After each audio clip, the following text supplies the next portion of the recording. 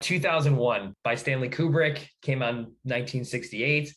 The IMDb plot summary: after discovering a mysterious artifact buried beneath the lunar surface, mankind sets off on a quest to find its origins with the help from an intelligent supercomputer, HAL 9000.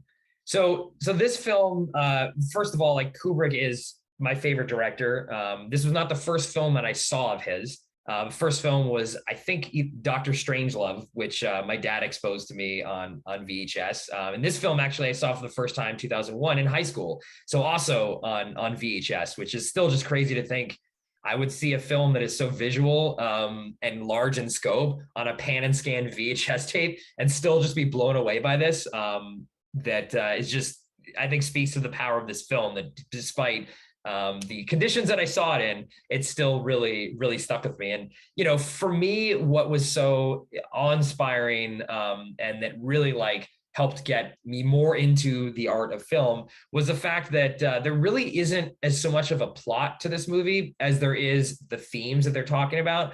You know, there's three kind of key acts to the film that are almost not connected at all, or they're not really connected at all in plot, but, you know, definitely in themes about, you know, violence, technology, evolution, what makes us human, these gigantic themes that Kubrick was examining here. And that is really what resonated to me. Like I, for the first time, saw something that I was like, oh, okay, this is what art is supposed to do, right? Art is supposed to be incredibly subjective to the interpreter.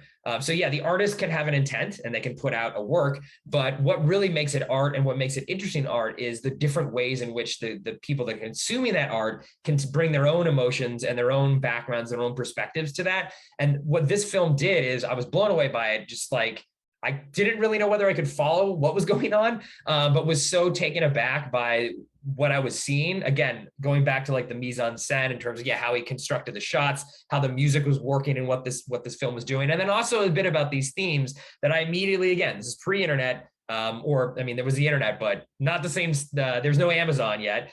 So I couldn't, you know, order a book on Amazon about this, but I did go to the library and started getting all these books about Stanley Kubrick and really starting to learn, but not necessarily like with Citizen Kane was about how was the production made? What did Orson Welles do? How did he construct these shots? With this film, it was like how it was made was not as much important to me as about what it was trying to say. So that was when I started getting into reading around film analysis. And getting all these different books on like people's different interpretations of it and what did they take away, and that helped me really understand that wow, like films could be interpreted in all these different ways, much like art can. But it really speaks to at the same time your personal connection to that, because you can take away something very different than someone else. Like two people can see 2001 and take away different things. And I just think that what speaks to the power of this film. And I had never really realized that before, you know, as a young kid, that art could do that until this film. And then all of the books and things that I read after. And since then, you know, went and watched all of Kubrick's films, and he's my favorite director. And this is, you know, one of my favorite movies of his, which I still try to see every time it's playing in theaters. I mean, I own it on, you know, home video, but seeing it on even if a 65, you know, inch TV is nothing like the experience of seeing it on the big screen. So every time this plays anywhere here in LA, like I'll go try to see it. So I can, and every time I see it, I feel like I pick up new things. So for me, that's why this is my number one. It not only showed me that film isn't art, but in a way, like it really showed me what art was as a form of expression.